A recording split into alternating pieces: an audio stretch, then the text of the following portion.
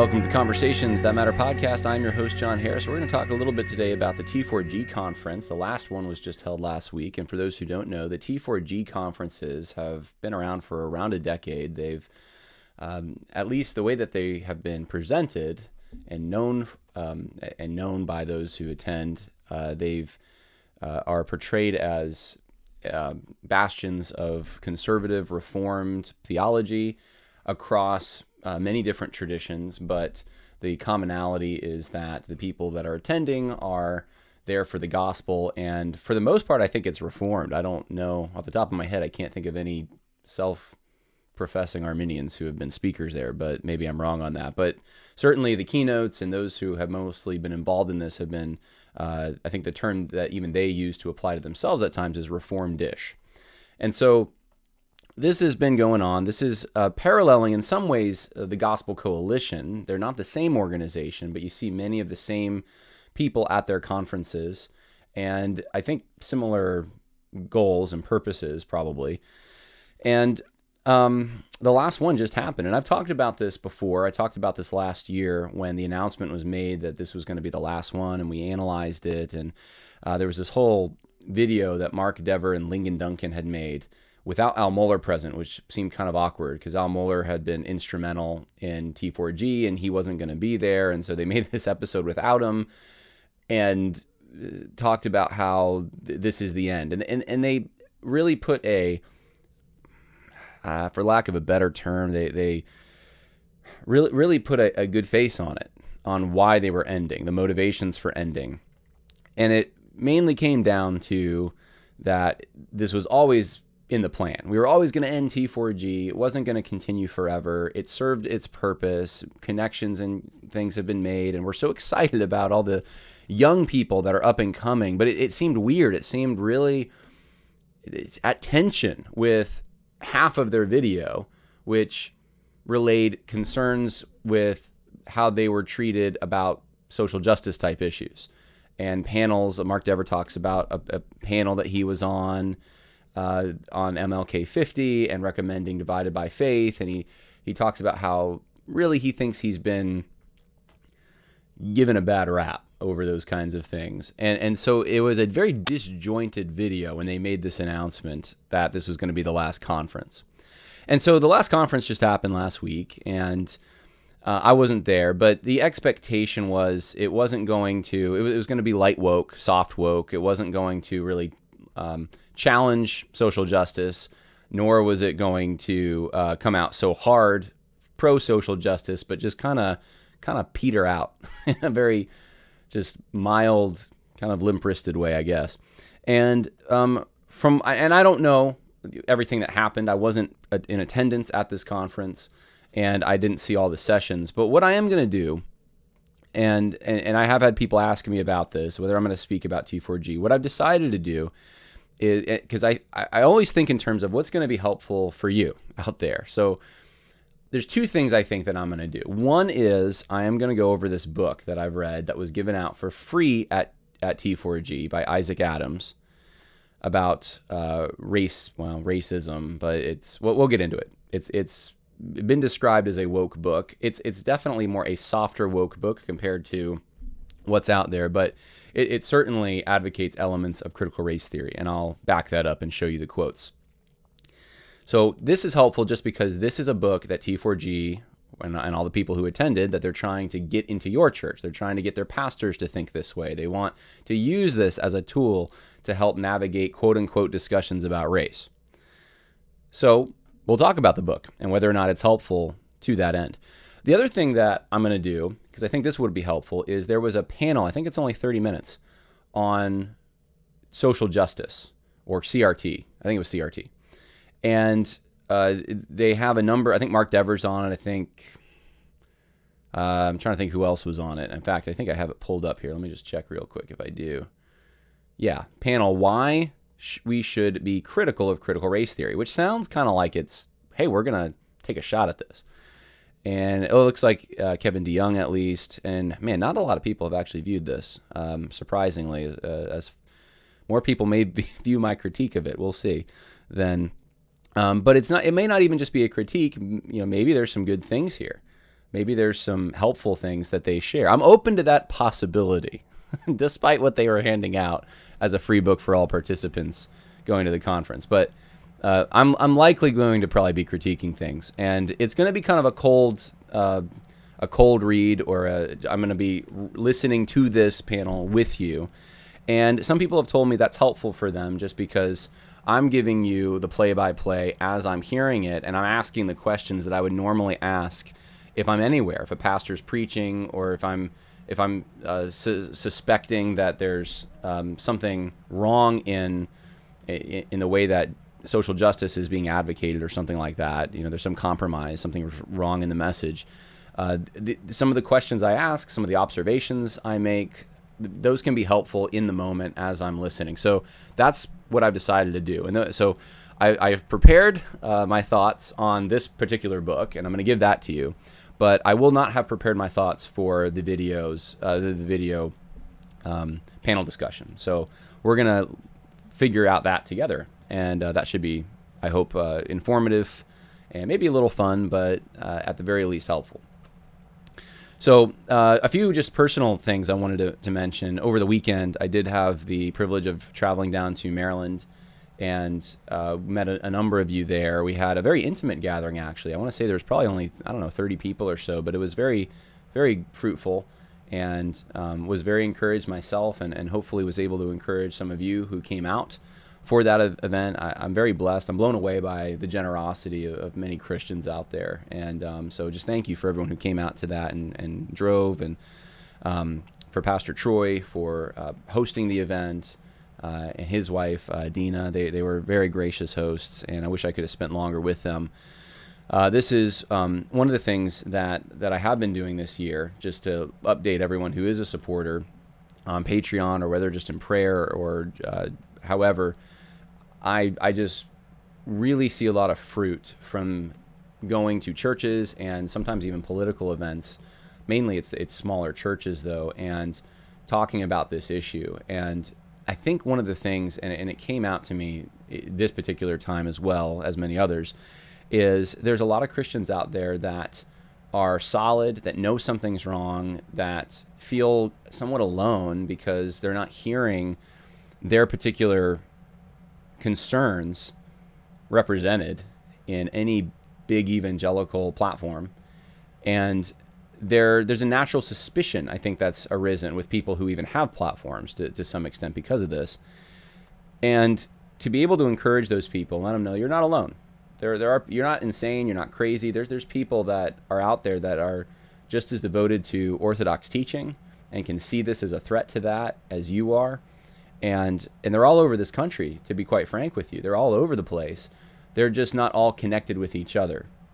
And one of the tools, one of the things that we've tried to do in connecting churches is a friend of mine and I, Craig, is my friend, and you can actually contact him. People have asked, who do I contact about this website? You can contact Craig at protonmail.com. But Craig is someone who had it on his heart, and we had a similar vision to create a church networking, or really more of a church finding application. And discerningchristians.com is that church finding tool, that application. And we've seen so much fruit from that. And one of the things is, even on this past weekend, meeting some people who are attending a church simply because they found it on discerningchristians.com. And so I want to just thank everyone personally who has supported what I'm doing, who have go ahead on Facebook. I know that, and Gab, I know that the social media links for that are, I'll try to remember to put them in the description for this video, but if not, you can just search on those websites and for Discerning Christians, and it'll come up. And go ahead and like those and share it around. We do have a qualification for the churches and the individuals who do join that. They need to agree to our statement of faith. There's very strong language against social justice. And if a church or an individual don't seem to meet that, then we have the right to go in and we'll remove them. And in fact, I did that for the first time ever this weekend. I did it yesterday. A friend of mine was visiting another state and looking for a church there. And this church happened to be on discerningchristians.com. And it looked like I added it. So I think someone had asked me to add it because it's a solid church. And there was some yellow flags, and he came back and just said, look, I think this church, it seems good for the most part, but there's just some questions I have, and it was on your website. And so I checked it out. And within about 10 minutes, I knew I have to take this church off of Discerning Christians, because this is not a solid church when it comes to social justice. At the very least, it is weak at best, and it is compromised at worst. And so I took them off. So we take it seriously, and if you want to add your church and if you want to join, go to discerningchristians.com.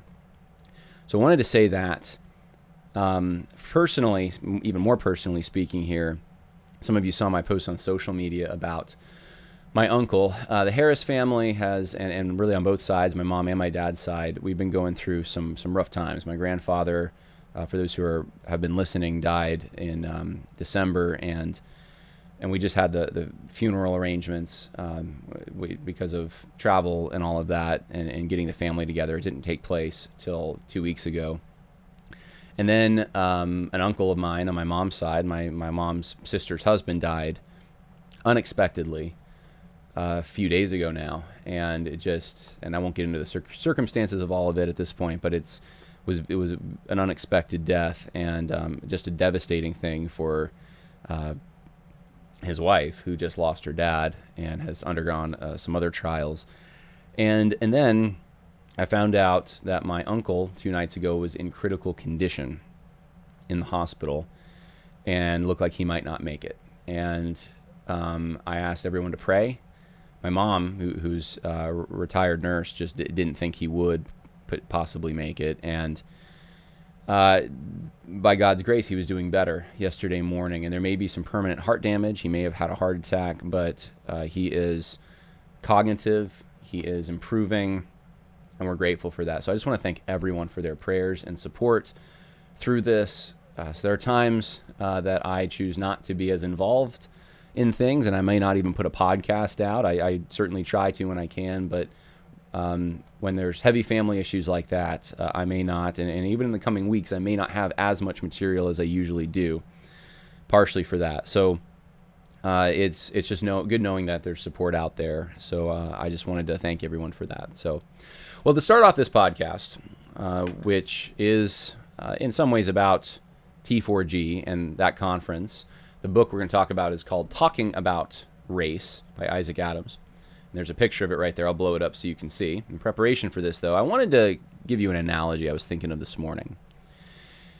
And you have at this conference a panel. The panel is supposedly against critical race theory, why we should be critical of it, but yet they're passing out this book. And we'll watch the panel, but it creates questions. It creates confusion. People don't know what to think. And one of the analogies that really makes a lot of sense to me is the left is a lot like the tide coming in, the way that they advance. It's not like a ladder as much, where with the ladder, you go up one rung, you go up the next rung, you go up the next rung, and you eventually get there. And sometimes you have to adjust your speed, but you're building off of what was previously built. That doesn't seem to be the way that the left primarily has done what they've done to advance their agenda. Normally, it seems what they do is it's more like the tide coming in. So you're at the beach and you're looking out and the tide's coming in, because you notice that the line, the where it's wet, let's say you put out a lawn chair or something and you thought you were fine, and then the tide's coming in, and all of a sudden you see that the waves are coming closer and closer to you. And eventually they're going to overtake you. Eventually your feet are getting wet wherever you're sitting. And then of course your feet are getting more wet and it's up to your knees. But it's deceptive a little bit if you took that in the moment. If you're only focused on one wave coming in, it may not look as big as the last wave, even though the tide's coming in. And then the wave goes out. And I see this over and over with conservatives, and I'm talking about political conservatives. They tend to rejoice and think they're winning when they're not. And they've employed the wrong strategies, but because the wave is receding, just to prepare for the next one, which is going to even be bigger and make it farther, conservatives think they're winning. Look, the wave's going out. Look, we defeated critical race theory. We made it a byword, and we have all this legislation against it in various states, and this is a good thing. I'm not saying it's not a good thing in every sense, but there's a premature declaration of victory, and until the next wave comes. And that wave may not use the term CRT. That wave may use a new term, or it may focus on a different area and advance the agenda somewhere else, only to come back to the area that you were at. And this has happened over and over. I think of the Tea Party stuff as well. This was supposed to be a declaration of victory. Look, we won some midterms. We got some good people in there, and there's a lot of energy and momentum, only for Obama to come in and the IRS to put an end to a lot of that. And this is, you can pick so many topics, so many things. I was just reading something about the sort of anti-vax, if you want to call it that, movement in the 70s and 80s. And there was real concern that children were getting sick from over-vaccination. And actually, I wasn't reading this. I think I was talking to a nurse about this, and they were telling me. But there was this real concern, and it was the Reagan administration, actually, that sort of gave a temporary pass. I think it was a 2-year, from what the nurse was telling me, at least. That's what they said. It was a 2-year time period to kind of get their act together, and they wouldn't be sued in that time period. And that ended up creating a situation in which there has been perpetual protections for companies that produce vaccines from the national government, the general government. And so there, you have real pushback, and then what looks to be like maybe regulation becomes actually the two are in bed. And we could, I don't know, there's just so many things we could point to that work this way, where conservatives think that they have the momentum because they see that wave kind of going back out. The Me Too movement has kind of lost some steam to some extent. Seems like the wave's going back out, but then the tide's actually coming in. And with critical race theory, I said this before, unless there is actively a movement to unwind all the things that have been done since 2015, to put back all those statues, right? I mean, they're victims, in a sense, of the critical race theory stuff. To all the laws about police funding that changed, and reparations, like in places like Asheville, where they passed a reparations bill, and it rolled back all that stuff. Until these things are rolled back, and you get to that, at the very least, to sort of the status quo that was there in 2015, early 2015, and then start making headway against it, even in where it existed at that point, I wouldn't declare any victory. The storm has just subsided some. It's not thundering and lightning as much. It's just raining a little bit, and we think that's a victory. This situation, and also something else I'm going to talk about in the next episode, seem to be indicators in my mind of that same kind of thing happening. You have CRT as being, people don't use that term anymore. You don't hear about racial reconciliation quite as much. You hear more about Christian nationalism, right? Now, if we are being shrewd, I think we understand that that's really the same. We're talking about very similar issues, and it's the same basic strategy from the left, where they're using Christian nationalism more to smear Christians who might be against critical race theory, and they've just changed tactics. But it's easy if you're just looking at the terms critical race theory. Yeah, you don't have like Jarvis Williams, a professor at Southern Seminary, going out there publicly and saying we should learn from critical race theory. That's not, because they know that we're on to them. So they shift what they're doing. They shift how they do it. The strategies change.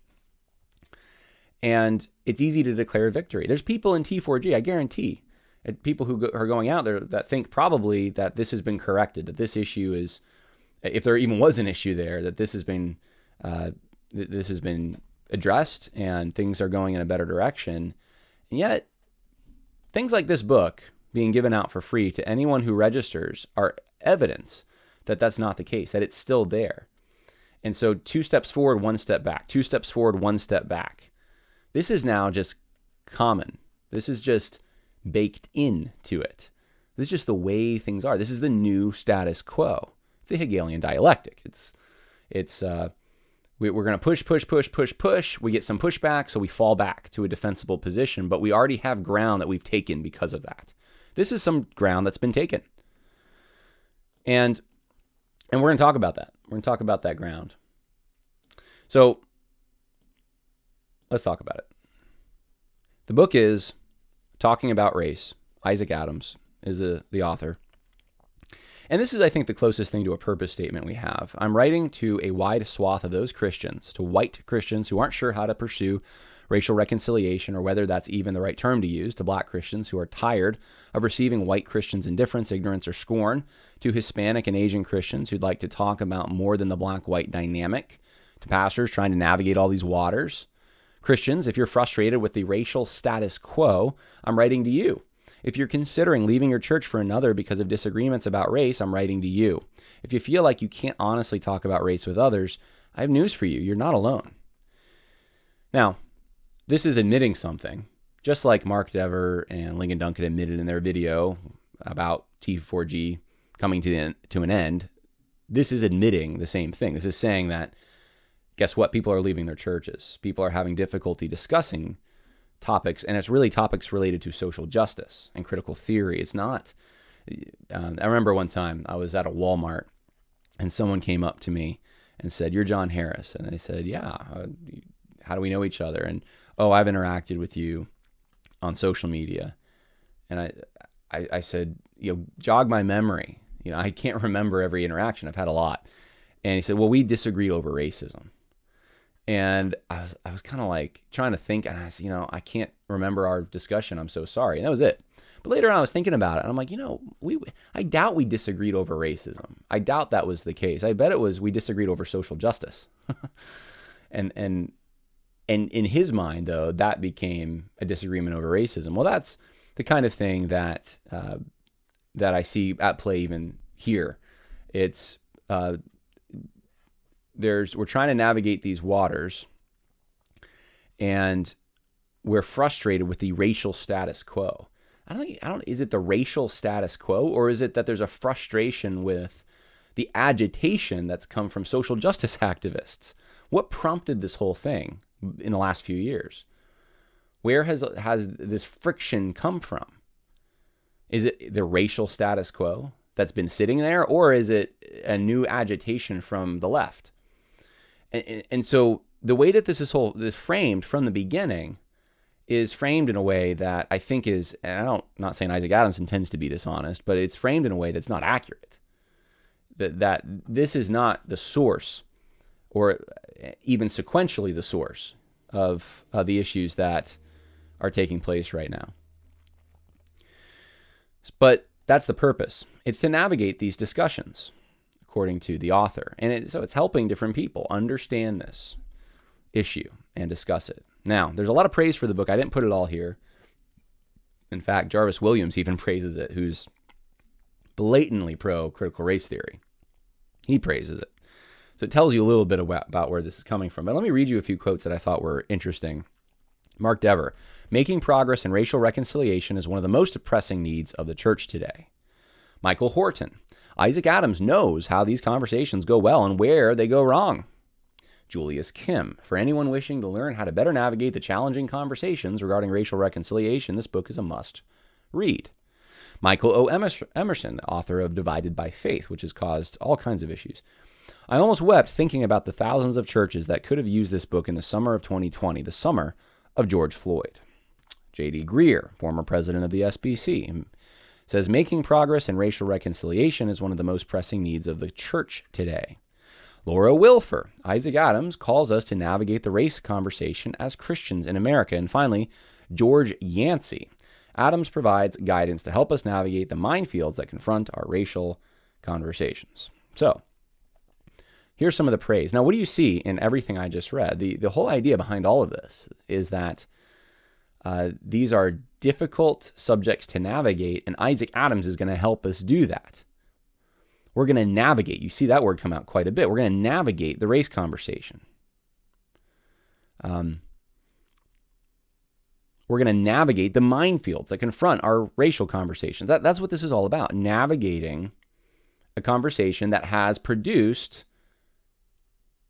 people leaving churches, tension between people, friends that are no longer friends, broken friendships. All kinds of issues have been caused, and the solution's here. We're going to rise above this and transcend it now. So we're going to talk about how that happens. Because before we get to these solutions, we're going to have to,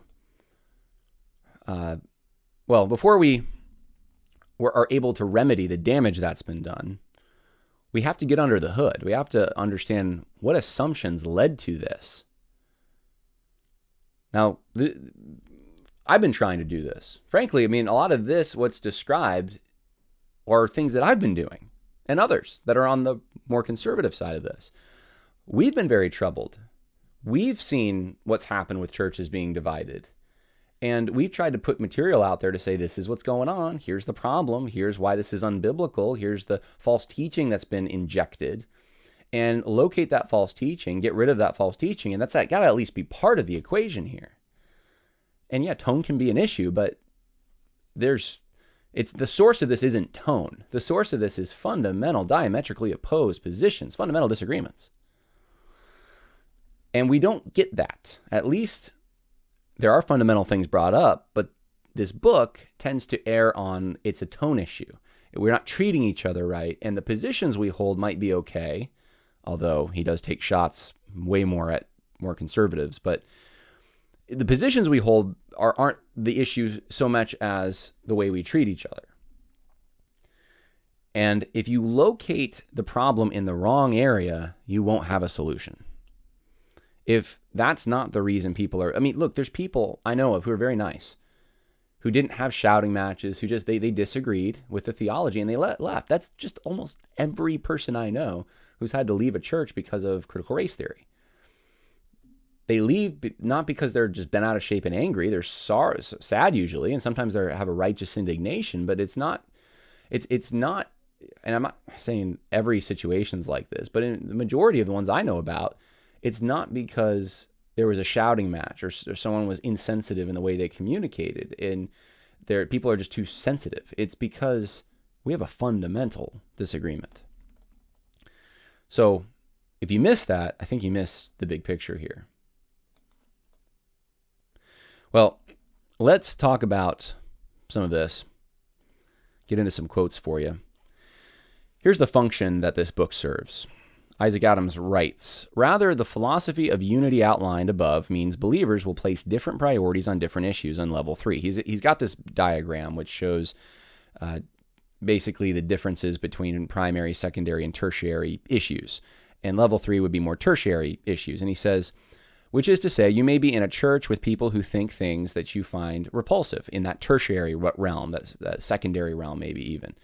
But this philosophy also allows the church to remain focused on Jesus rather than on Jesus and a particular view of racism, for example. With this in view, this view of unity, we may disagree about the merits of this or that philosophy, but neither of us can get excommunicated for our view. And that's the exact opposite of what we see in the larger conversations about race.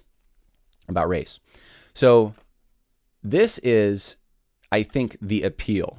This is the function that this kind of a thing serves, that we can have our cake and eat it. We can have people from different political persuasions. If this is just a tertiary political or even secondary matter, it's not primary to the church, then we can have people who have different solutions and different views, and we don't have to divide our church up. And this appeals to a lot of pastors, especially who are going to T4G. Like, I don't want my church divided over this. I've seen the division. People are leaving, and I got people on both sides leaving. How do I keep them? Well, maybe get them to understand that these are secondary or tertiary issues, and they shouldn't be disagreeing with each other. These aren't as important, and maybe they're not even that important. So that's one of the things that's communicated. Yet I got to point this out. So that was page 106 I just read. Page 142. So not very long after this, Isaac Adams says this. Yet pastors, we also have to realize that some of us have wrongly divorced matters of race from discipleship. And we've taught our people to do the same. In so doing, Could it be that we've unwittingly, though wrongly, taught our people that Christ's lordship does not extend to this area of their lives and understanding, when in fact it does? Could it be that we've wrongly refused to model for our people how to have these conversations and they have floundered for it? Well, which is it? So, on the one hand, these are tertiary issues. What we think about race, our view of racism, that's the term he uses, a particular view of racism, we got to focus on Jesus. We shouldn't be at each other's throats over this. And yet, then he incorporates race, and what does he say here? Just the concept. He said matters of race. So racism would be in that. Then he takes racism and he says, well, actually, this is a matter of discipleship. Well, that means it's kind of important. Does it really belong in that outer third rung, if that's what it is, if it's a matter of discipleship? So this is the difficulty of this. It encourages, it moves people towards, you got to talk about this. And yet at the same time, yeah, but it's not really that important. There's a lot of tension in this. And I find with the Gospel Coalition in particular, I know this is a T4G conference, but with that group, the Gospel Coalition, I find that vagueness, lack of clarity, seemingly contradictory things, it's common. You find quotes that seem to line up in either direction. Someone who thinks that the critical race theory stuff has gone too far could take this first quote and, yeah, that's exactly what we need. And then someone who's like, no, we need to push harder, could take the second one. There's a lack of clarity. And I found other examples of it. But to me, this is one of the biggest ones. And it just, because it's fundamental to the purpose of this book and the function it serves. So what's this book going to help us do? And the reality is this book actually does delve into critical race theory assumptions. It does give you tools intended to help you navigate race and racism in discipleship. And we'll get into it. So what are the problems? What are the issues in the church right now? Well, here's what Isaac Adams says. The polarization of the day is so bad that while many of us may have already talked about talking, fresh attention to this dysfunctional communication across ethnic lines is more than warranted. We are living in two different countries, each falling further into our echo chambers, believing we are the only ones with access to the true, the good, and the beautiful. So that is a bad thing. This is a negative thing. We shouldn't be just falling in echo chambers thinking where our view is the right one. The polarization that's out there has gotten into the church, and that's what's causing this, is this external threat that's gotten into our churches, and that's what's the source of dividing them. He also says if we don't find the right tone, racial damage results. So that's the other villain, right tone. So we got this external threat dividing us from the political realm, and then we got this tone challenge. And then we have this one. He says, friends, here's a simple test to know whether our zeal is confronting racial blind spots is from Satan or from God. When considering your zeal, answer these three questions. Does it have more wrath than love? Does it disgrace your brother more than cure him? And does it divide more than heal? If the answer to any of these questions is yes, your zeal is from Satan. It's pretty harsh. It's pretty direct. It's definitely, so if there's something that's from Satan, it's not critical race theory in this book. I'm just telling you, because I've read the whole book. It's not, he doesn't identify social justice as the thing from Satan or some bad false teachings. The thing that's from Satan it's a tone issue. It's a motivation issue. So this is about questioning motivations. It's about checking your tone. It's about not letting oneself be co-opted from the political realms. That's what this is about. So don't get into your Fox News or for that matter, we'll just be fair here, your CNN echo chamber. Don't say things that you'll regret later. Don't and certainly check your motives. And if your motives are, things like you want to divide more than heal, then you're the bad guy. And I don't think these are bad issues to bring up. I think that there's some validity to all three of these to some extent. But none of these are the main issue. None of these are the source of the problems, primarily. They might be icing on the cake. The first one is the one he gets closest to, where that's true. There's at least two major categories here, but there's more than that, of people who have a completely different view of reality. But if you trace that back farther, why is that? It's because of a postmodern assumption. It's because of standpoint epistemology. It's because some people are saying that we can discount all of the facts out there simply because we have an oppressed experience to draw from here. And we have the academic world then reinforcing these quote-unquote oppressed experiences and cherry-picking the historical record and the journalist record from current events. And I mean, this is where this stuff started, at least the tension in recent years.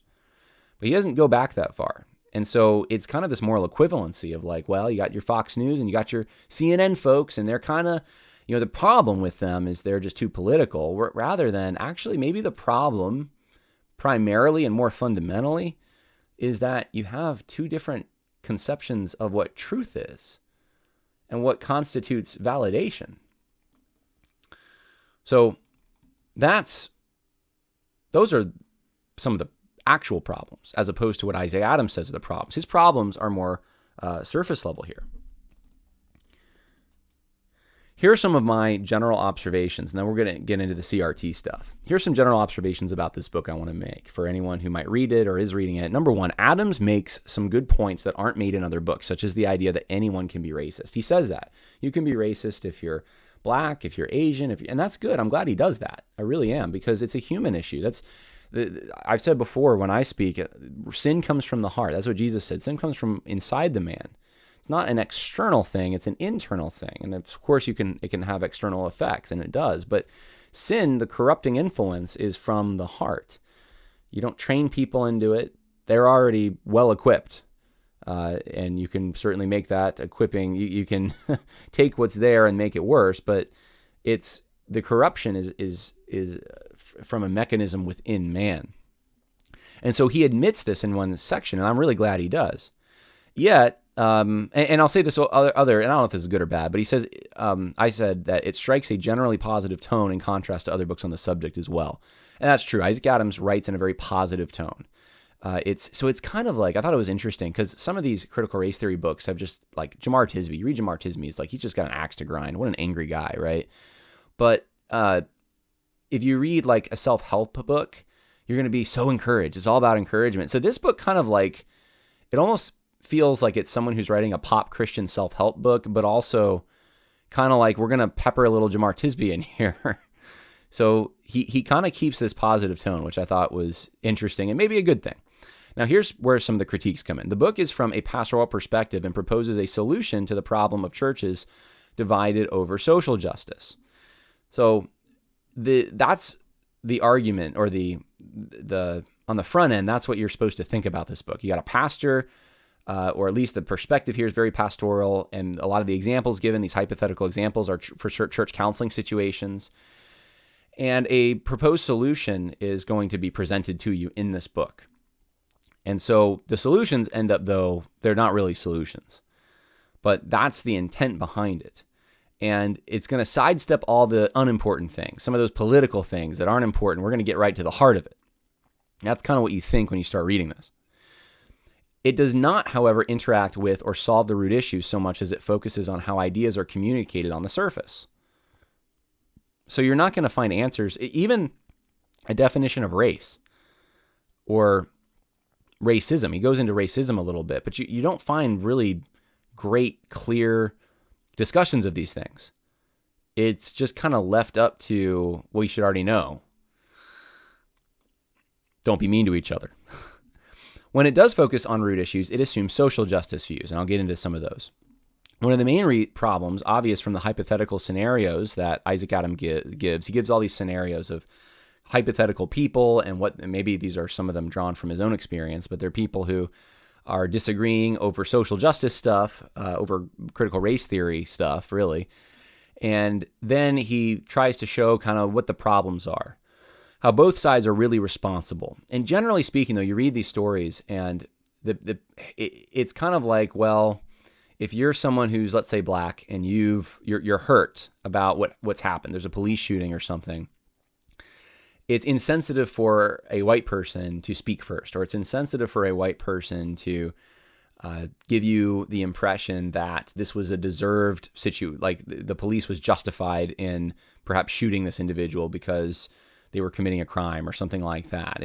But at the same time, it'll say, well, if you're black and you're offended, you shouldn't take it out unnecessarily on white people. You shouldn't be like too angry. And so the critiques are a little lopsided in my mind when you read this. It's definitely written from the perspective of someone who is influenced by social justice. So if you're more on the social justice side, your issues tend to be more unrelated to that social justice. It's your attitude. It's how you're not being patient with your family when you realize that they are complicit in racism. It's stuff like that. Whereas the critiques of those who are against social justice seem to be, well, you're just fundamentally wrong about something you believe, which is a much stronger critique. So you notice that that in these hypothetical scenarios, there is an overly sensitive posture that Isaac Adams takes. And I'll give you one example. Like there's a situation in there where I think it's a young person, but it's a couple, actually, a young couple, I guess. And the husband is angry because someone in the church janitor comes to him and says, "Hey, I saw you the other day, and I've been having a hard time or 2 months ago, I guess it was. I had a hard time 2 months ago. I saw you, or 2 weeks ago, whatever it was. And I saw that you were messing something up. You're making my job harder." And then he said, "Well, that wasn't me." And it happened to be that there was another couple at the church that was an interracial couple, black husband, white wife. And so this guy, in the hypothetical scenario, gets angry at the janitor because it's like, well, how could you confuse me with the other couple that look similar to us in the church, as if that's racism? And I remember, I read that and I'm like, well, yeah, that's just being overly sensitive. Like, yeah, I mean, I don't know. I've had people confuse me with my brother. I've had people confuse me with other people who look like me. And I don't, and certainly I think if I was attending or in a scenario in which there was only a few people who look like me or who had even a similar cultural background and sounded like me and other things, then like that seems like just a inevitable scenario that would unfold eventually. Someone's going to confuse me with someone else, and that doesn't mean racism's at play or some hatred for some other ethnicity. It just means that you have more in common with a particular person than other people do, and because of that, from a distance, it's hard to tell you apart. And so for someone to get bent out of shape about that, and then for Isaac Adams to use that as an example of like, you got to be so sensitive about these things, it's like, well, yeah, but maybe the person who's really bent out of shape needs to kind of grow up. Maybe instead of addressing hypersensitivity, and maybe instead we should address hypersensitivity and self-focus. Instead of targeting insensitive people, we should also, at the very least, talk about the hypersensitivity and the self-focus some of these people have. Like, man, it's not all about you. It's not everything's motivated by those kinds of things. So that's just one example, but I noticed that throughout the book, that there were situations in which, as a counselor, if I was in the situation, I'd probably try to be persuading people to just grow up a little bit here, have some grace, prioritize the right things, and you're not going to be mulling over and stewing over how someone said something that could have been maybe mistaken to be somehow hatred or something. And to me, this plays into something bigger, which is the fact that adults are vanishing in our society. And we have a country of petulant children, irrespective of race. This is just everyone, it seems like, of the younger demographics. Or they just have, everything's about them. They expect way too much. They're overly sensitive and offended by the smallest things, and then they handle it wrong. And it's better just to kind of, have some grace with people, realize people are sinners. They say dumb things sometimes. And sometimes, what they even say is not meant to offend. And so I'm not saying offense doesn't happen. It does, but we certainly have veered more towards being overly offended over things that we shouldn't be that concerned about. It shouldn't affect us. So, that was one of the things I noticed that could have been helpful. A book on this subject could really be helpful if that was part of it, of, hey, mature communication and not taking offense unnecessarily. But it wasn't there. Instead, it caves into, we just got to avoid offense. Avoiding offense is such an important thing. And you know what? You're not going to always be able to avoid offense. And honestly, you probably shouldn't be living your life with the object of your communication just be avoiding offense. We want to try to avoid offending people unnecessarily, but it's going to be necessary. And sometimes people's irrational standards about what offends them have to be challenged. Isaac's view on experience could be used to threaten his own objectivity. That's another observation I made, because he constantly talks about experience and how especially if you're a racial minority, your experience is going to be a certain way, and it's important for people to listen to that experience. And we all have our experiences, but if that's true, Isaac Adams also has his experience. And so I think that's important as well in this whole thing, to just realize that Isaac has his own experience. And so can he transcend that box or not? And if he can transcend that box, on what basis can he do that? And why can't we? Or can we? So I just thought that's a potential issue I can see someone bringing up about him. Now, I want to get into the meat about this. I want to talk about CRT. In Richard Delgado's book, this is just a review, and Gene Stefansik's book, Critical Race Theory and Introduction, the authors identify 7 basic teachings which characterize the ideology. So those who have listened for a while, you know this, but let me just go through it. Racism is normative, number 1. Racism is normative. It's out there. It's not a question of where it is or, is it in the room? It's where is it in the room, really? That's the question. So it's not is, it's where. Number 2, race is a social construct created in order to allocate privilege. That's the social construction thesis. So white privilege. Number 3, white privilege maintains white dominance. So if there's white privilege that exists, that means there's a racial hierarchy that exists and whites are on the top. Number 4, colorblindness keeps minorities in subordinate positions. So colorblindness is not an option. You can't look at someone and judge them by the content of their character. You got to at least factor in the color of their skin, and actually you got to make that one of the more fundamental things.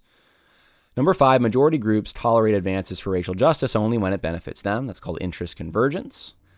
So, these people who got rid of segregation, they're not necessarily anti-racist. They could just be doing it because it benefits them, but they're still just as racist, and these aren't really advances. That's a mirage.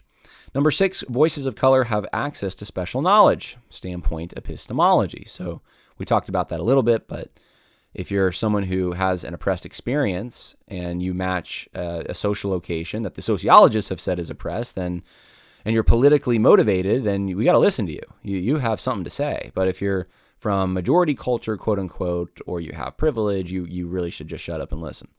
And then number 7, history should be reinterpreted according to minorities' experiences. This is now called memory studies. So we look back at the past. What do offended people today think about it? And then let's tell the story from their perspective, because that's just fair. It's been told from the other side, so we need to tell it from their perspective. Now, not all of these are, I could stretch things, and I'm not going to. Not all of these are represented, but 5 of them are, 5 out of the 7. Number 1, racism is normative. Well, here's what Isaac Adams has to say. Underlying all references to the police, this is what I said about a number of things Isaac Adams says.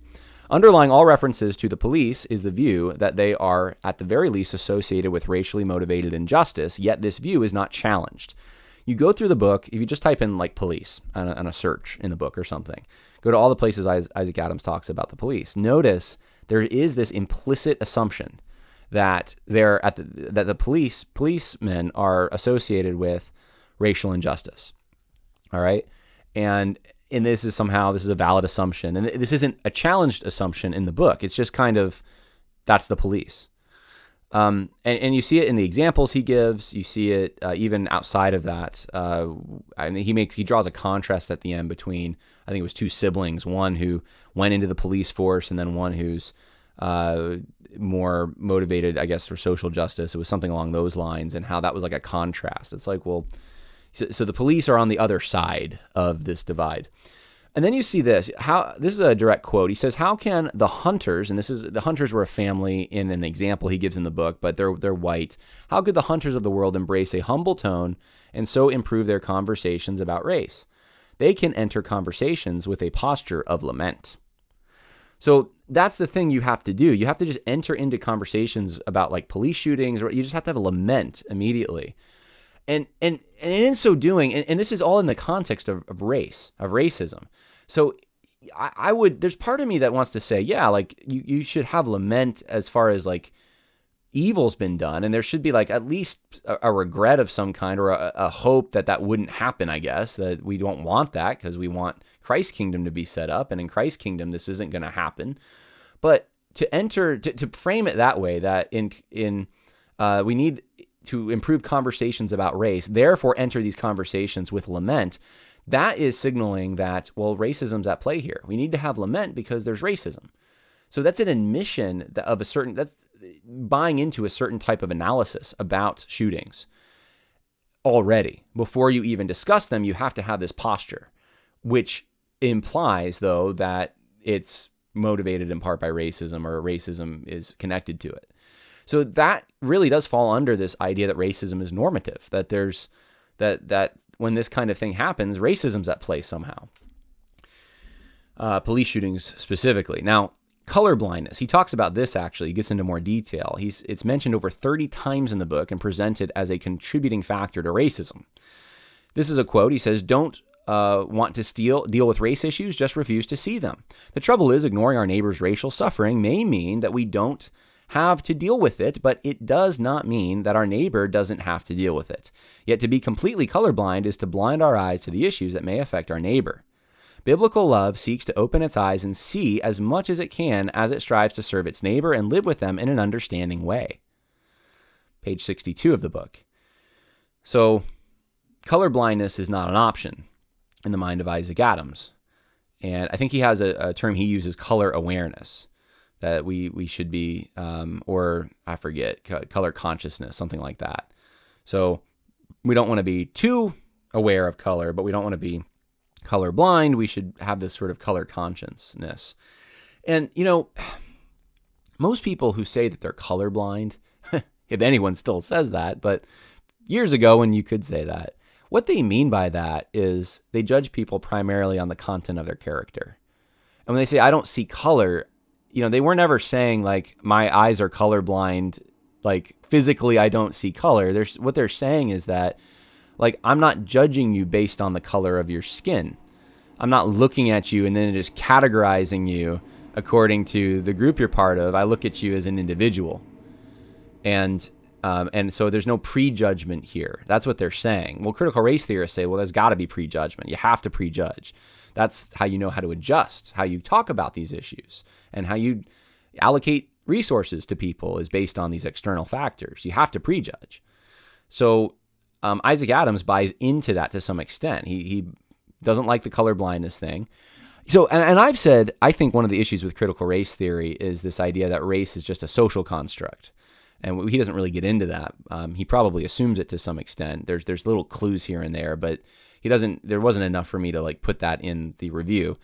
But I do think that it's not, I don't think it's a social construct. I do think that there's something more organic, but real when it comes to this. And, I don't deny the obvious. And I don't think most conservatives do deny the obvious. Political conservatives and just Orthodox Christians, they're not looking at things and saying, well, there's just no such thing as race in this, or let's use a different term, because some people get uncomfortable with that because they think race is evolutionary, which that's not the origin of the word, but they've heard a lot about it. So let's use a different word to just, for the sake of people groups, let's just say people. I use people a lot. There's different peoples. No one would come along and say, well, like, no, there's not distinctions between people. Everyone knows there's distinctions between people. So I'm totally fine with seeing people the way that externally, the way that they are physically, their physical features. I think that plays into who they are, not as necessarily a primary component of their identity, but certainly a component of their identity. Certainly, you look into the mirror and you see all your ancestors, right, are right there. A lot of people who loved each other over the years and sacrificed and raised up children to the next generation and so forth. I mean, that story is in your face when you look in the mirror. You can't tell me that there's not an identity connected with that to some extent. There is. And that's not a bad thing. That's actually a good thing. And it shouldn't be a cause for hating anyone, because everyone has their own story that God has graciously allowed and has ordained. And so that, though, isn't really getting at what colorblindness has been, at least the way I've heard it used. Colorblindness has been about judging a man based on the content of his character, as opposed to judging him on the color of his skin. And so it's hard in a way, because the way Isaac Adams presents this is he tries to present this position, which seems kind of reasonable, like, hey, we should take into account people's race, but also don't make that the main thing, or the only thing, I should say, and that seems kind of reasonable. But he's using the same language CRT advocates would use. Just, you can't be colorblind. If you're colorblind, man, you done messed up. if you use that language, if you talk about being colorblind, if you just say you don't see race, then, man, that's what actually promotes racism. And so that's the same thing as critical race theorists would say. When it comes to white privilege, there's actually quite a bit here. He says, now the term is not mentioned, but the concept is advocated. Let me give you some examples. He says, it seems to me that evangelicals can often see animal behavior, but not the cages that may be the factor in causing it. Talking about inner cities. And, well, they see the behavior and the crime, but what's the cause? What's promoting this kind of thing? Well, it's the fact that they've been shoved into ghettos, that they're poverty. And racism has something to do with this. And so what's the thing, if you peel back the onion layers, what's behind that? What's behind a statement like that? Well, behind a statement like that is really a concept of white privilege, that there are certain people that get to live in certain places because their social location's different. They're higher up on some kind of a racial hierarchy. And that's why they live where they live, and that's why they don't participate in some of the crime that is common in inner city areas. And it's, you got to look at this this systemic thing going on over here. And whites would be the same way if they were in similar predicaments and had that kind of poverty. And what I would say to that is very brief, but it's very simple. Number one, Jesus said evil comes from within. Number two, though, there really isn't an excuse for crime, for those kinds of things. You can, Proverbs talks about how someone who steals bread, there's more compassion on that person because people kind of understand a little more why that happens. But it's still not excused that was like a right thing to do. So there's really not an excuse. There may be more of a tendency when you're hungry to steal, but how does that, taking big screen TVs from Best Buy? I mean, it's not. People are fed. There's government programs. They're feeding people. It doesn't even fall into that category I just mentioned from Proverbs, really. The other thing is, there are sections of this country which do not have the same kinds of crime rates, and yet they're just as impoverished. Even certain sections of Appalachia, and there may be some drug crimes and stuff in some of those areas. But I mean, you look at violent crime. There's a lot of different things you can look at, and it doesn't mean there is no correlation between the two, because even immoral behavior can also lead to poverty.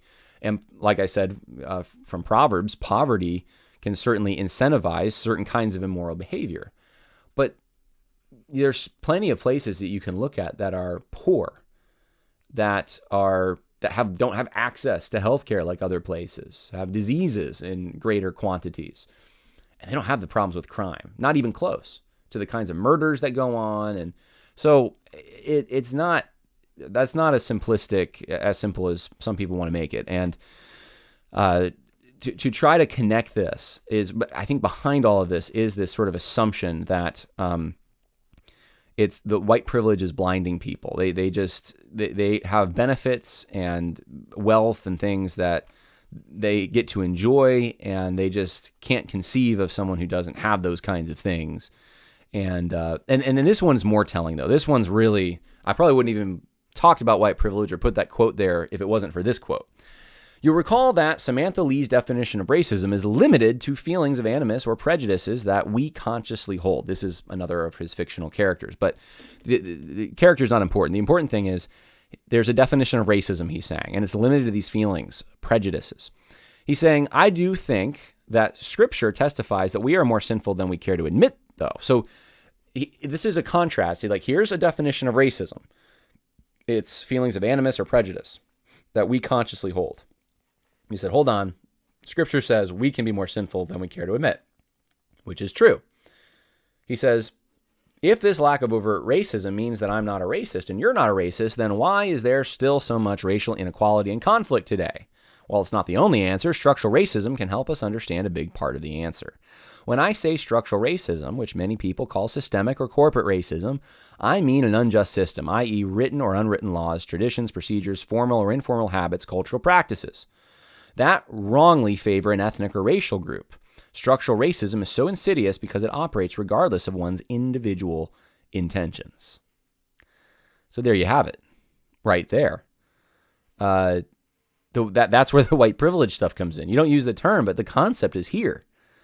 So racism isn't hatred for someone else because of the color of their skin or whatever, their ethnic makeup.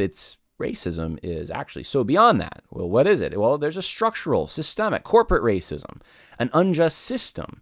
And it seems to be happening all around us. We have these, and what is that? That's disparities, lack of access to certain things, disparities in the prison system, these kinds of things. That must mean there's racism going on, which means someone's guilty for it. Someone's got to be the one that promoted this kind of thing, which must mean that it's not feelings of animus or prejudice. It's also something else. It's benefiting. What is it? What's not being said here, but what's being implied? Well, it's benefiting from a structure that allocates certain benefits to you if you're white and then not to others. That's what he's saying. Well, that's white privilege. That's exactly what that is. So you see these critical race theory concepts kind of come up in the book. Here's another one.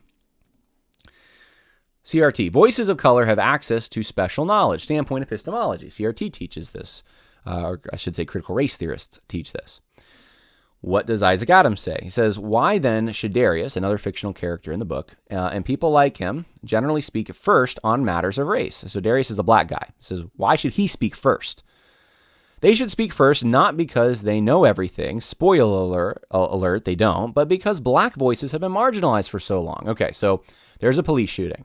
Who gets to talk about it first? Who gets to frame the discussion? Well, you got to have a black person do it. Why do you have to have a black person do it? Well, because black voices have been marginalized. Hunter's a white guy, to understand that there is asymmetry historically, not inherently, between whites and blacks. Otherwise, he'll continue scratching his head, wondering things like, why do we have Black History Month? Yet could it be that we have Black History Month because in many textbooks and curricula, the other 11 months are more centered on the history of whites? Could it be that what's white has often been assumed, unspoken, standardized as what's normal, hence historical asymmetry? This is a total critical race theory objection here, that, hey, all of American history is just about white people. It's in Western Civ, of course, we're talking about white people here. Therefore, you got to have a special month. And I mean, where is this going to end? We're going to have a month for every group's going to have their month. But we have a Black History Month now, and that's about it, I guess. But on an official month, and I think different areas have, and different school districts probably have different other months. I know that I've heard of Hispanic Heritage Month, probably called Latino Heritage at this point. I've heard of Asian heritage, if there's a group, an area maybe where there's more Asians, like San Francisco. I mean, I've heard of these things, but the one that really exists for everyone, the one he references here in the United States, is Black History Month. And so the assumption is that you have to have it, because if you don't have it, it'll never be talked about. And people need to know this because it's a part of, for black people, it's part of their heritage. Now, the thing is, I've talked about Black History Month before, and I don't want to get into all the weeds on this right now. I think there's a good and a bad aspect to this, But I think that the people who were implementing it for certain had nefarious motives in wanting a Black History Month, because it has now just become an opportunity to foment. When it is about the achievements of Black individuals in this country, I think that you can possibly have a positive impact for everyone. And when it's something that is open to everyone, it's not necessarily guilting people who aren't Black, but it's saying this is part of our heritage, all of our heritage as Americans. You have some social stability that you can maintain. But if it's not that, if it's here's how terrible it is for Black people, and we're going to point out maybe some people who broke some barriers, and they're important because of how terrible it is, and they overcame the odds. Maybe you get a little bit of character, hey, that person endured some things, we can learn from that character, but overall the effect is going to be guilt for the groups that aren't Black, or especially white people, really. They're going to have guilt that, and they're not going to be part of the story. It's not their story. It's not for them. And it's going to end up being fomenting, this is what you did to us. And then maybe what you're still doing to us, which is why we need to have the Black History Month. I'm more of an advocate, if you're going to teach American history, or any nation's history, really, any country's history, just teach the history of that country and highlight the significant achievements, the significant individuals that put, presidents and this is, of course, Howard Zinn says, well, you can't do that. You got to teach history from below. Yeah, you're going to have to talk about the conditions on the ground for people who weren't rich and famous. I'm not saying just talk about rich and famous, but talk about significant individuals, significant occurrences. Talk about the things that everyone can share in common that led to the state of affairs that exists today. And guess what? Included in that are going to be Black people. How in the world do you tell the history of the United States without talking about George Washington Carver? How do you do it? Revolutionize farming in the South. You can't. That's the answer. Of course, Carver's not usually a major figure in Black History Month because he doesn't really fit their agenda too well. George Washington Carver, Booker T. Washington, both very prominent and very important figures in American history.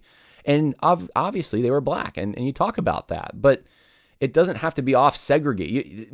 That's the thing. You segregate history when you do this. And it's like they don't, segregation was bad. Segregation was bad. Let's segregate off a month for the Black people.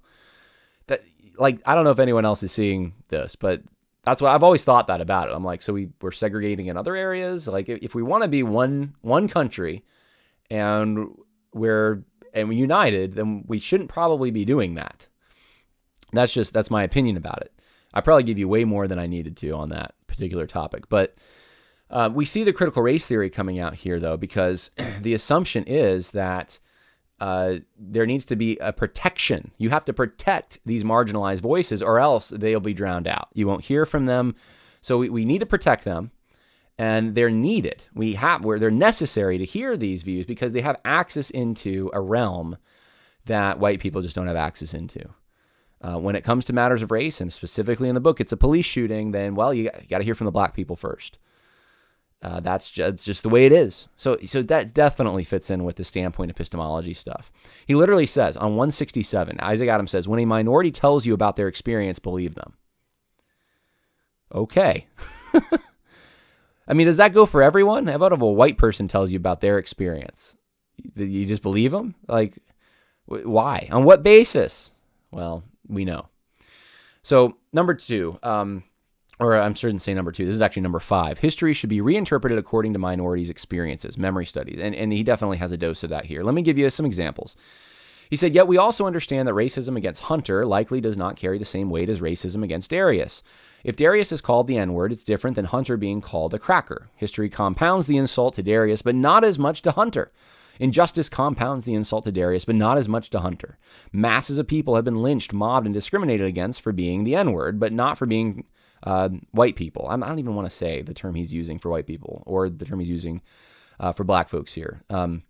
Derogatory terms that are, at least today, they're viewed that way. You go back 100 years, maybe not as much, but I remember going through American literature in school and having to read I think it was Tom Sawyer, and the N-words all throughout that. And my professor at the time, they're going back, 12 years? I don't know. 13 years. My professor was a white lady who was completely liberal, and she would just say the N-word in class. She would just say it because we're reading Tom Sawyer and the word's in there, and and this wasn't thought of as racist. It wasn't even in Tom, and at the time it was to some extent to say it. But I mean, this was the time though that all the white kids, it seemed like, at the community college I went to, who were into like hip hop and stuff, they would all call each other the N-word. It was very confusing. But things have changed. Things have changed a whole bunch since then. And anyway, he's drawing he's saying these things aren't morally equivalent to call someone these things. He says, you understand this principle. It's why we focus more care and attention on men abusing women than women abusing men. It's not that the women hitting a man is better than the opposite, but that the opposite is far more prevalent, and the opposite reflects an abuse of a power dynamic. Power abuses are especially heinous because of the perpetuator's use authority and strength to serve themselves rather than to bless others. So as we seek to love one another across racial lines, it is useful to remember that there is such a thing as asymmetry in history. And if we don't remember this, I fear that many white brothers and sisters will continue to engage in ideological debates and polemics on race as conversations and are largely intellectual, individual exercises free from the freight. I think it's supposed to be the weight. I don't know. Free from the freight of history. So let me read for you the two other quotes, and then I'll weigh in on this. Here's the other one. When it comes to police shootings, in contrast, this is my comment, but this is what he says. Quote, because someone has done something wrong in the past does not necessarily mean that they have done something wrong in the present. Christians of all people should believe that people can change. So listen to this. When it comes to police shootings, right, what do we have to do? We just read about it. Basically, you have to let the black person talk. If it's a black person who's been shot by the police and someone who's black, they have to be the one to talk first. When a minority tells you their experience, you got to believe them. You got to realize what's happened in history, which leads us to put more weight on someone being called the N-word. That's more wrong. That's a greater offense. That's there's more weight of racism in that. Because of what's happened historically, which means things, you can't, I guess, believe things have really changed. And then when it comes to, though, a criminal, let's say, someone with a criminal history who is shot by the police in the course of a crime, then you can't bring that criminal history into your analysis of it. That's what he's saying. Just because someone has done something wrong in the past does not mean that they can't, that they have done something wrong in the present. Christians of all people should believe that people can change. So listen to this. If people can change on an individual level, if they have a whole history of crime and then, there's a crime and they're shot, then you can't bring any of that analysis into it, even though that's them personally. But you have to bring into an analysis of conversations about racism, the entire history of people groups that might look like you. Does this make any sense? This seems like so contradictory to me. It's either one or the other. And if anything, what's more fundamental to someone?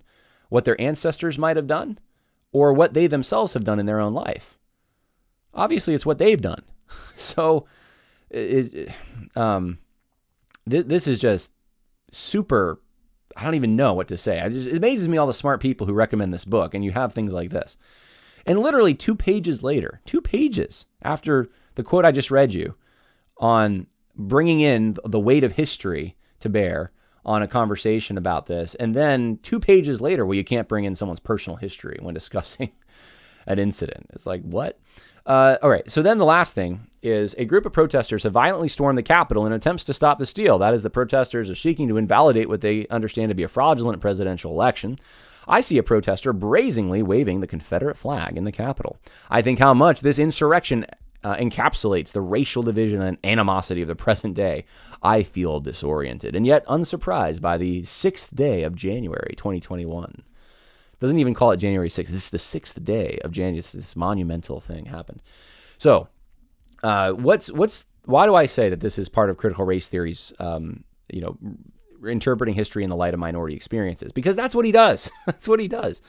He's looking at history and he's saying, Well, it's offensive today because of what's happened in history, but also we need to look back at history and interpret it in terms of my offense or how it's offending people today. We'll take the example from the Stop This Deal. All right, the Stop This Deal rally on January 6th was about one thing: stopping. And you could say maybe it's about more than that in the sense of all the implications, what would happen if Biden was president, right? But the primary major issue connecting various groups of people who were very different, including a lot of racial minorities. I was there. I saw it. I wasn't inside the Capitol. I was at the rally. They were there because they thought an election had been essentially stolen, fraud, but more than that. And so he takes this one guy in the Capitol who happens to have a Confederate battle flag and says, basically, this whole event is just this insurrection. He even calls it that. It wasn't an insurrection. I've talked about this before, but encapsulates the racial division and animosity. That's what that was about. Somehow that's connected to racism because there was a guy walking around the Capitol with a Confederate flag. Well, he's imposing upon the Confederate flag his own interpretation. What does that guy mean by carrying it? I know what most people mean by it. I know what I think of. I think it stood for the people who fought and died under it. That's the reason. You use it to decorate graves. When you fly it, it's in memory to them. I mean, that's how I've always thought of that.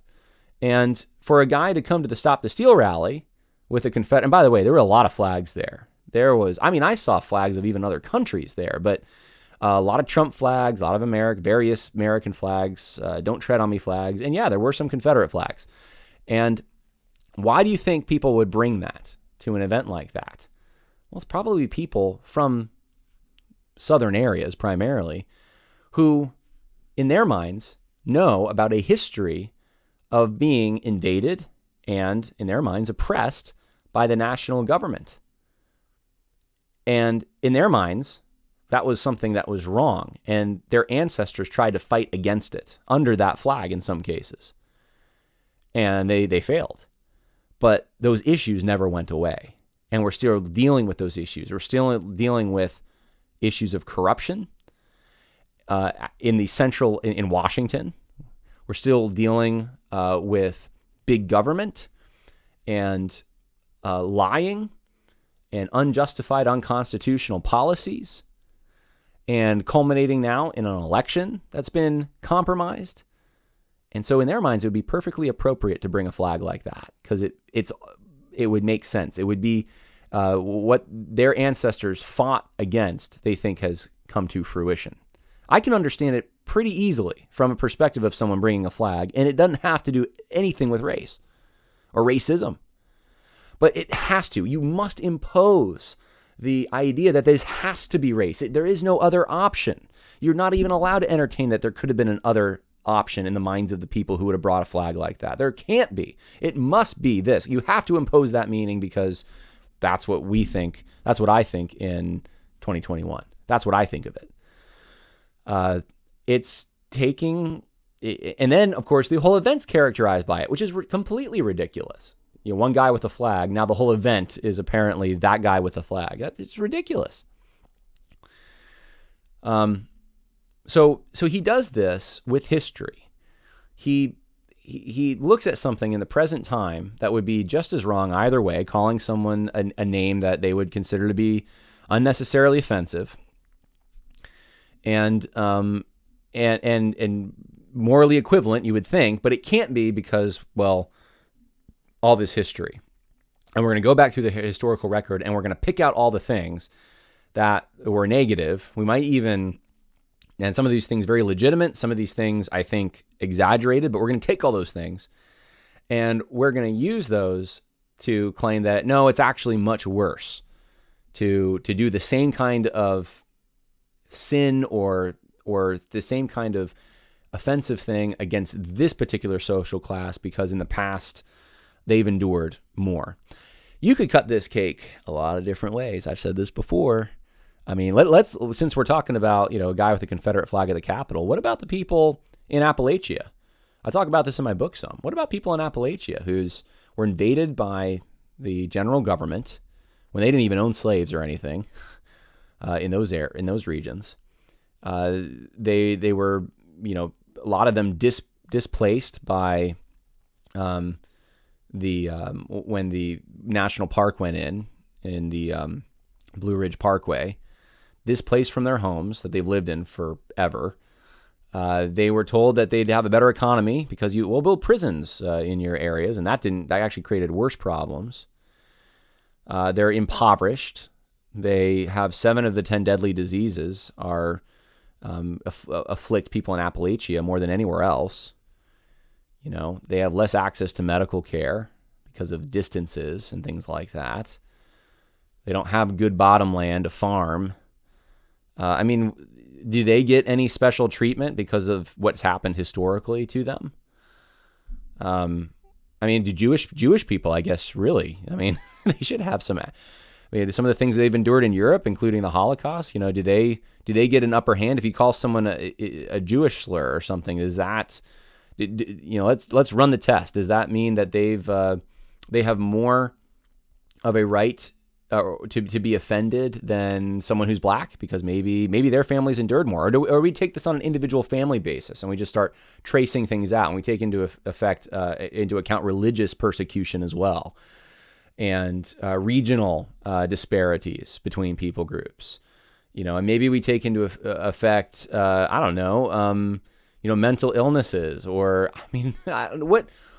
how far does this go? Because you start playing the intersectional train here. I think it's very simple. You don't have to get into all of this. It's actually very simple. Unnecessarily offending someone by calling them something that's derogatory is wrong. How's that? Or if it's not derogatory, then someone needs to just grow up and kind of get over it to some extent. Or maybe both can work together and say, I didn't realize you were offended. I won't say that. And someone can say, you know what? I took too much offense to that. Whatever. But we don't have to bring in all this historical baggage. You could just say in the present, in the here and now, when I'm interacting with my neighbor, I don't want to unnecessarily offend them. I don't want to hurt them. I don't want to devalue them. I don't want to say anything that would cause them to think that I think less of them because of something external about them. It's pretty simple. Sin is sin, right? Whether it's done from one party to another or that party to the other party, whether it's a Hispanic person and an Asian person, or an Asian person doing a Hispanic person, or a man to a woman, or it doesn't really matter. Doesn't matter. It's wrong. And that's the way we should be viewing this kind of thing. Instead of, well, let's run the calculation now. What did his ancestors have to experience? Oh, wait. You're black, but you're not from the United States. Your parents came here when you were a baby. Oh, I guess you don't have any of that baggage. Therefore, we don't, come on. So this plays right into the memory study stuff and really the standpoint theory stuff to some extent. And it just has the potential to create more problems, which Isaac Adams is supposed to be arguing against creating more problems. I think the end of this book is really this. This is the note it strikes and why people are recommending this book.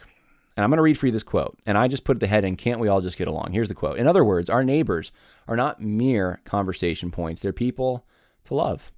You might think a local impoverished community looks the way it does for one reason, and a fellow church member might think it looks that way for a different reason. But if you both could agree that it needs help, could you find a common solution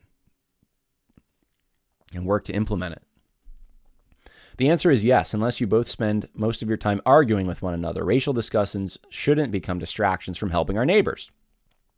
They should be means for us to learn how to better love them. We could ask the following 3 questions about any given issue to produce more fruitful conversations. Number 1, the historic question, what happened? Number 2, the judicial questions, what is right? And number 3, the ethical question, what should be done about it, if anything? So here we have the can't we just all get along statement. Hey, we have differences. We have different solutions, but can't we just approach this problem? And I've said many times on this podcast, if you assume the problems, that leads to assuming the solutions. If you buy into the analysis of the problems, that leads into the analysis of the solutions and what the solutions are going to be. And so Isaac Adams has some fundamental things he believes that someone like myself and other, I would think people attempting to be more orthodox in their theology, because that's really what this all boils down to. It's not just a political thing. We don't believe. We think that this is dangerous. This would destroy inerrancy if we have to give more weight to someone's opinion if they are from some specific social location. That's a really bad idea there.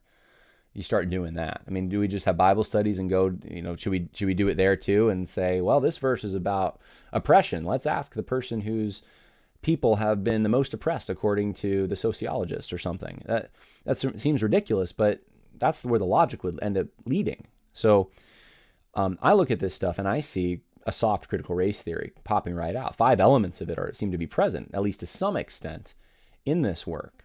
5 out of the 7. And so I would say that, T4G is recommending a book that certainly advocates in some form a soft critical race theory, while having sessions supposedly against critical race theory. And of course, the book doesn't use the term critical race theory. And you're going to see this more and more. You're not going to see the term white privilege used. You're not going to see even maybe systemic racism used. There's going to be a lot of things you're going to see fade away. You're not going to see them used because people know we're on to them. But they're going to try to introduce it in other ways. And a book like this seems to me, at the end of the day, however good the motives were for writing it, it's deceptive.